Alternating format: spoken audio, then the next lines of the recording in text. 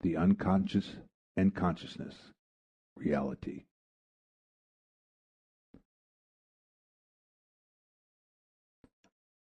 On closer inspection, we find that it is not the existence of two systems near the motor end of the apparatus, but of two kinds of processes or modes of emotional discharge, the assumption of which was explained in the psychological discussions of the previous chapter.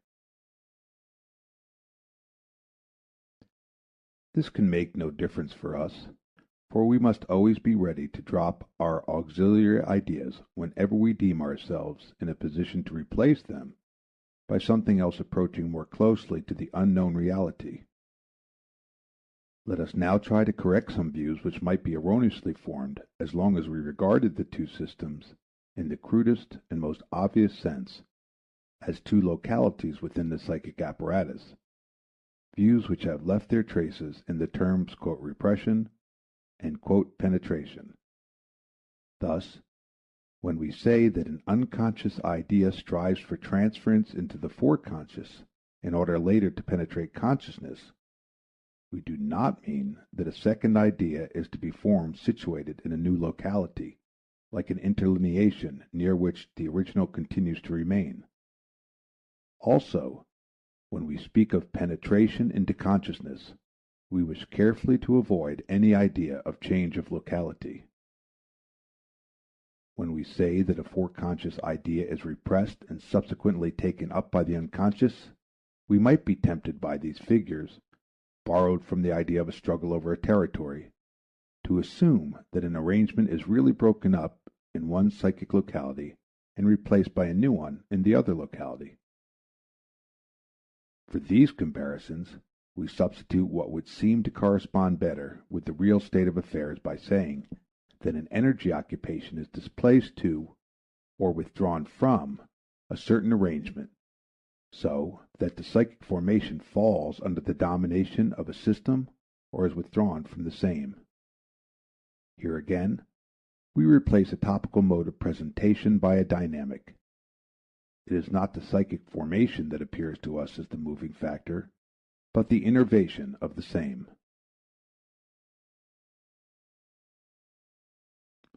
I deem it appropriate and justifiable, however, to apply ourselves still further to the illustrative conception of the two systems.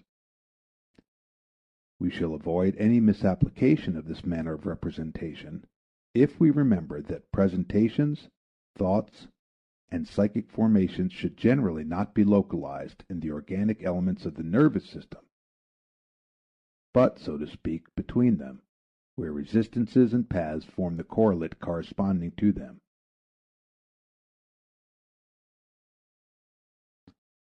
Everything that can become an object of our internal perception is virtual, like the image in a telescope produced by the passage of the rays of light.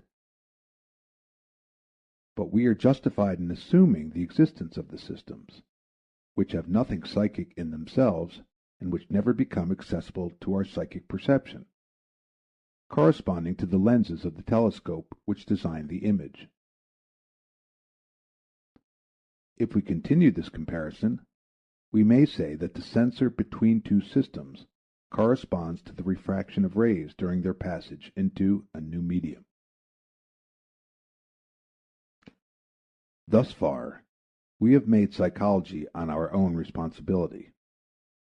It is now time to examine the theoretical opinions governing present-day psychology and to test the relation to our theories. The question of the unconscious in psychology is, according to authoritative words of lips, less a psychological question than the question of psychology. As long as psychology settled this question with the verbal explanation that the "psychic" is the "conscience," and that the "unconscious psychic occurrences" are an obvious contradiction, a psychological estimate of the observations gained by the physician from abnormal mental states was precluded. The physician and the philosopher agree only when both acknowledge that the unconscious psychic processes are "the appropriate and well-justified expression for an established fact." the physician cannot but reject with a shrug of his shoulders the assertion that, quote, consciousness is the indispensable quality of the psychic, end quote. He may assume, if his respect for the utterings of the philosopher still be strong enough, that he and they do not treat the same subject and do not pursue the same science. For a single intelligent observation of the psychic life of a neurotic, a single analysis of a dream, must force upon him the unalterable conviction that the most complicated and correct mental operations, to which no one will refuse the name of psychic occurrences, may take place without exciting the consciousness of the person. It is true that the physician does not learn of these unconscious processes until they have exerted such an effect on consciousness as to admit communication or observation. But this effect of consciousness may show a psychic character wildly differing from the unconscious processes, so that the internal perception cannot possibly recognize the one as a substitute for the other. The physician must reserve for himself the right to penetrate, by a process of deduction, from the effect on consciousness to the unconscious psychic processes. He learns in this way that the effect on consciousness is only a remote psychic product of the unconscious process, and that the latter has not become conscious as such, that it has been in existence and operative without betraying itself in any way to consciousness. A reaction from the overestimation of the quality of consciousness becomes the indispensable preliminary condition for any correct insight into the behavior of the psychic. In the words of Lipps, the unconscious must be accepted as the general basis of the psychic life. The unconscious is the larger circle which includes within itself the smaller circle of the conscious. Everything conscious has its preliminary step in the unconscious, whereas the unconscious may stop with this step and still claim full value as a psychic activity. Properly speaking, the unconscious is the real psychic. Its inner nature is just as unknown to us as the reality of the external world, and it is just as imperfectly reported to us through the data of consciousness as is the external world through the indication of our sensory organs.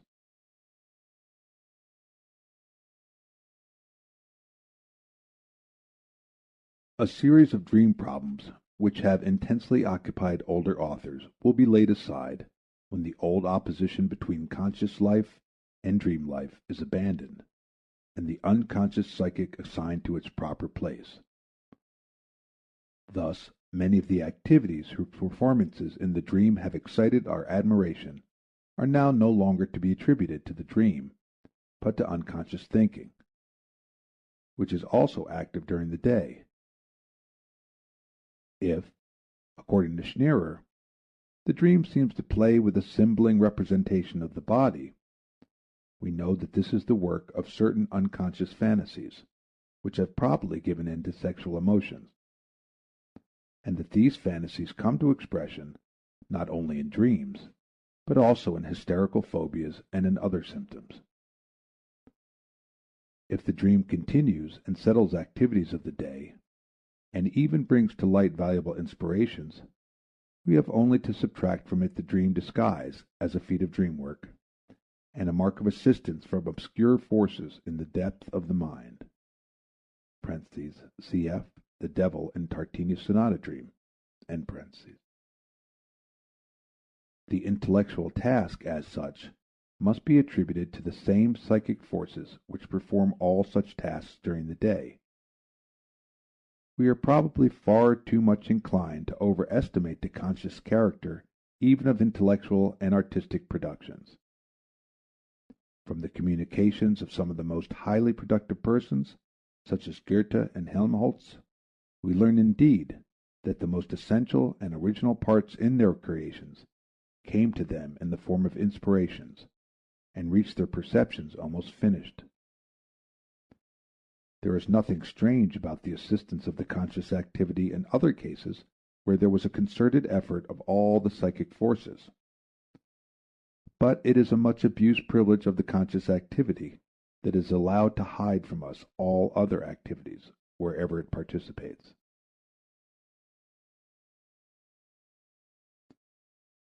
It will hardly be worthwhile to take up the historical significance of dreams as a special subject, where, for instance, a chieftain has been urged through a dream to engage in a bold undertaking, the success of which has had the effect of changing history.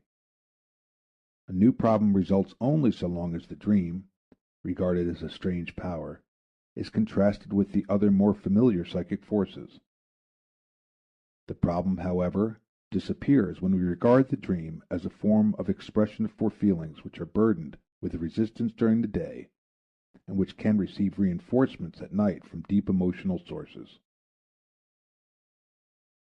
But the great respect shown by the ancients for the dream is based on a correct psychological surmise. It is an homage paid to the unsubdued and indestructible in the human mind, and to the demoniacal which furnishes the dream wish and which we find again in our unconscious. Not inadvisedly do I use the expression, "in our unconscious," for what we so designate does not coincide with the unconscious of the philosophers, nor with the unconscious of Lipps. In the latter uses, it is intended to designate only the opposite of conscious. That there are also unconscious psychic processes beside the conscious ones is the hotly contested and energetically defended issue. Lipps gives us the more far-reaching theory that everything psychic exists as unconscious, but that some of it may exist also as conscious. But it was not to prove this theory that we have adduced the phenomena of the dream and of the hysterical symptom formation. The observation of normal life alone suffices to establish its correctness beyond any doubt. The new fact that we have learned from the analysis of the psychopathological formations, and indeed from their first member, that is dreams, is that the unconscious, hence the psychic, occurs as a function of two separate systems, and that it occurs as such even in normal psychic life. Consequently, there are two kinds of unconscious, which we do not as yet find distinguished by the psychologist. Both are unconscious in the psychological sense, but in our sense the first, which we call unsee, is likewise incapable of consciousness, whereas the second we term foresee, because its emotions, after the observance of certain rules, can reach consciousness, perhaps not before they have again undergone censorship, but still regardless of the unsee system. The fact that in order to attain consciousness the emotions must traverse an unalterable series of events or succession of instances, as is betrayed through their alteration by the censor, has helped us to draw a comparison from spatiality. We describe the relations of the two systems to each other and to consciousness by saying that the system foresee is like a screen between the system unsee and consciousness. The system foresee not only bars access to consciousness, but also controls the entrance to voluntary motility and is capable of sending out a sum of mobile energy, a portion of which is familiar to us as attention. We must also steer clear of the distinctions superconscious and subconscious, which have found so much favor in the more recent literature on the psychoneuroses. For just such a distinction seems to emphasize the equivalence of the psychic and the conscious. What part now remains in our description of the once all-powerful and all-overshadowing consciousness? None other than that of a sensory organ for the perception of psychic qualities.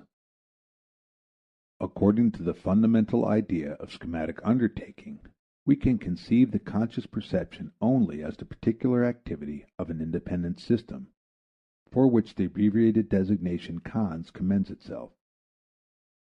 The system we conceive to be similar in its mechanical characteristics to the perception system P, hence excitable by qualities, and incapable of retaining the trace of changes.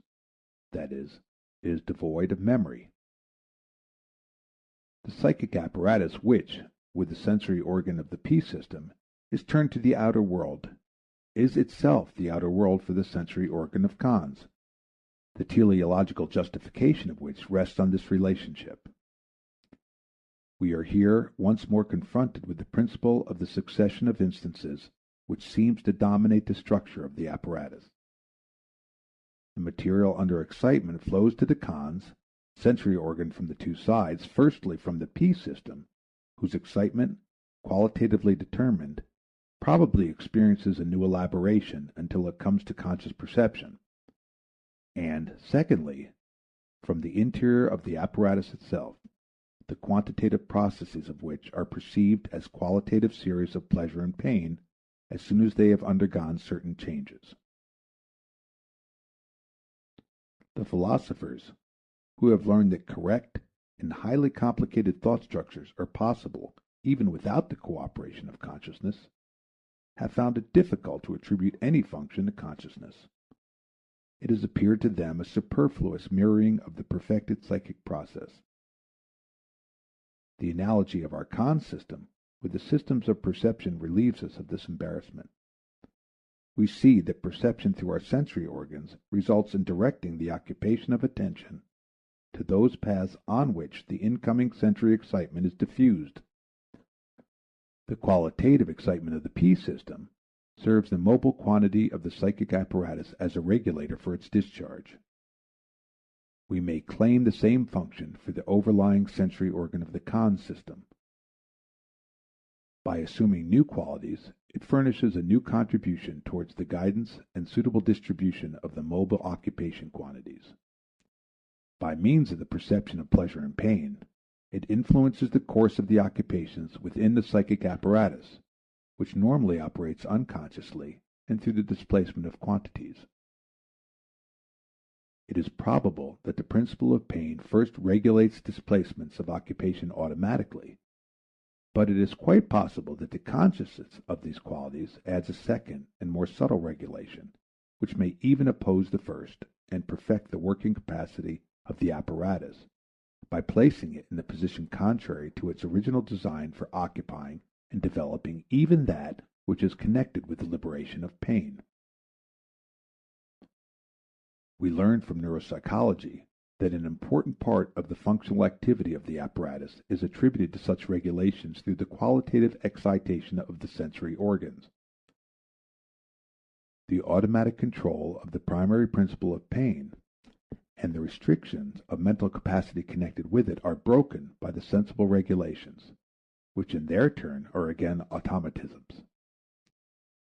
We learn that the repression which, though originally expedient, terminates nevertheless in a harmful rejection of inhibition and of psychic domination, is so much more easily accomplished with reminiscences than with perceptions, because the former there is no increase in occupation through the excitement of the psychic sensory organs.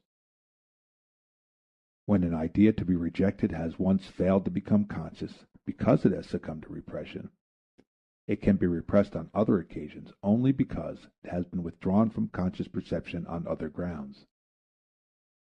These are hints employed by therapy in order to bring about a retrogression of accomplished repressions.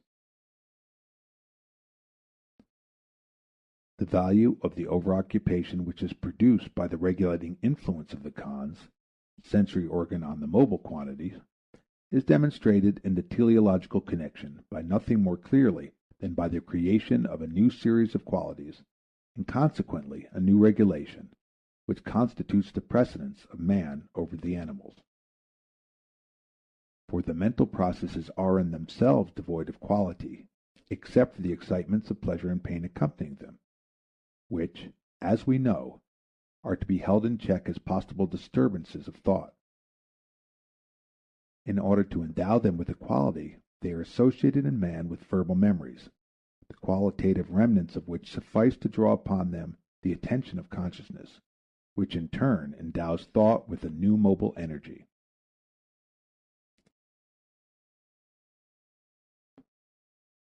The manifold problems of consciousness in their entirety can be examined only through an analysis of the hysterical mental processes. From this analysis, we receive the impression that the transition from the foreconscious to the occupation of consciousness is also connected with a censorship similar to the one between the unsee and the foresee. This censorship, too, begins to act only with the reaching of a certain quantitative degree, so that few intense thought formations escape it.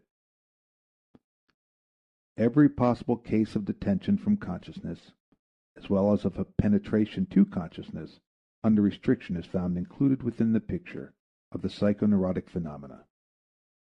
Every case points to the intimate and twofold connection between the censor and consciousness. I shall conclude these psychological discussions with the report of two such occurrences. On the occasion of a consultation a few years ago, the subject was an intelligent and innocent-looking girl. Her attire was strange. Whereas a woman's garb is usually groomed to the last fold, she had one of her stockings hanging down and two of her waist buttons opened. She complained of pains in one of her legs and exposed her leg unrequested. Her chief complaint, however, was in her own words as follows. She had a feeling in her body as if something was stuck into it, which moved to and fro and made her tremble through and through. This sometimes made her whole body stiff. On hearing this, my colleague in consultation looked at me. The complaint was quite plain to him. To both of us it seemed peculiar that the patient's mother thought nothing of the matter. Of course she herself must have been repeatedly in the situation described by her child. As for the girl, she had no idea of the import of her words, or she would never have allowed them to pass her lips. Here the censor had been deceived so successfully that under the mask of an innocent complaint, a fantasy was admitted to consciousness which otherwise would have remained in the foreconscious. Another example. I began the psychoanalytic treatment of a boy of 14 years who was suffering from tic convulsif, hysterical vomiting, headache, etc., by assuring him that, after closing his eyes, he would see pictures or have ideas, which I requested him to communicate to me. He answered by describing pictures. The last impression he had received before coming to me was visually revived in his memory. He had played a game of checkers with his uncle, and now saw the checkerboard before him. He commented on various positions that were favorable or unfavorable, on the moves that were not safe to make. He then saw a dagger lying on the checkerboard, an object belonging to his father, but transferred to the checkerboard by his fantasy. Then a sickle was lying on the board. Next a scythe was added, and finally he beheld the likeness of an old peasant mowing the grass in front of the boy's distant parental home. A few days later, I discovered the meaning of this series of pictures.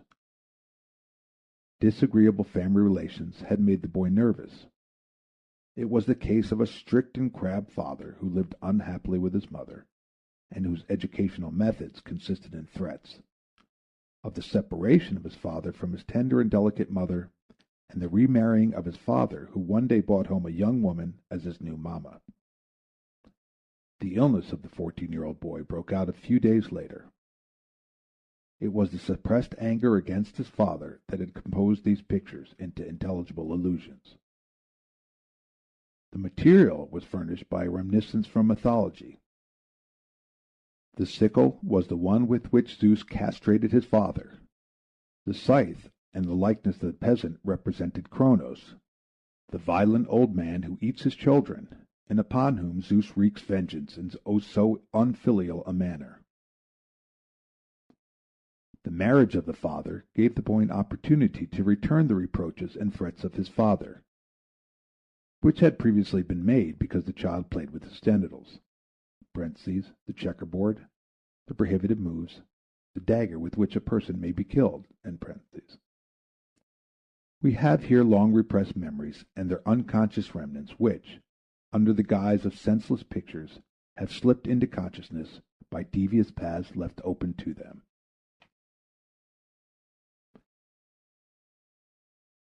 I should then expect to find the theoretical value of the study of dreams in its contributions to psychological knowledge and in its preparation for an understanding of neuroses.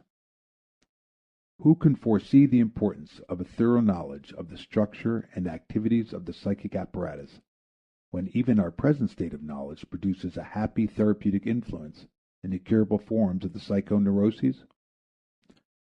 What about the practical value of such study, someone may ask, for psychic knowledge and for the discovering of the secret peculiarities of individual character? Have not the unconscious feelings revealed by the dream the value of real forces in the psychic life? Should we take lightly the ethical significance of the suppressed wishes which, as they now create dreams, may some day create other things? I do not feel justified in answering these questions. I have not thought further upon this side of the dream problem. I believe, however, that at all events the Roman emperor was in the wrong who ordered one of his subjects executed because the latter dreamt that he had killed the emperor. He should first have endeavored to discover the significance of the dream. Most probably it was not what it seemed to be. And even if a dream of different content had the significance of this offense against majesty, it would still have been in place to remember the words of Plato, that the virtuous man contents himself with dreaming that which the wicked man does in actual life. I am therefore of the opinion that it is best to accord freedom to dreams. Whether any reality is to be attributed to the unconscious wishes, and in what sense, I am not prepared to say offhand. Reality must naturally be denied to all transition and intermediate thoughts. If we had before us the unconscious wishes, brought to their last and truest expression, we should still do well to remember that more than one single form of existence must be ascribed to the psychic reality. Action and the conscious expression of thought mostly suffice for the practical need of judging a man's character. Action, above all, merits to be placed in the first rank, for many of the impulses penetrating consciousness are neutralized by real forces of the psychic life before they are converted into action. Indeed, the reason why they frequently do not encounter any psychic obstacle on their way is because the unconscious is certain of their meeting with resistances later. In any case, it is instructive to become familiar with the much raked up soil from which our virtues proudly arise. For the complication of human character moving dynamically in all directions very rarely accommodates itself to adjustment through a simple alternative, as our antiquated moral philosophy would have it. And how about the value of the dream for knowledge of the future? That, of course, we cannot consider. One feels inclined to substitute, quote, for a knowledge of the past, quote, for the dream originates from the past in every sense. To be sure, the ancient belief that the dream reveals the future is not entirely devoid of truth. By representing to us a wish as fulfilled, the dream certainly leads us into the future. But this future, taken by the dreamer as present, has been formed into the likeness of that past by the indestructible wish.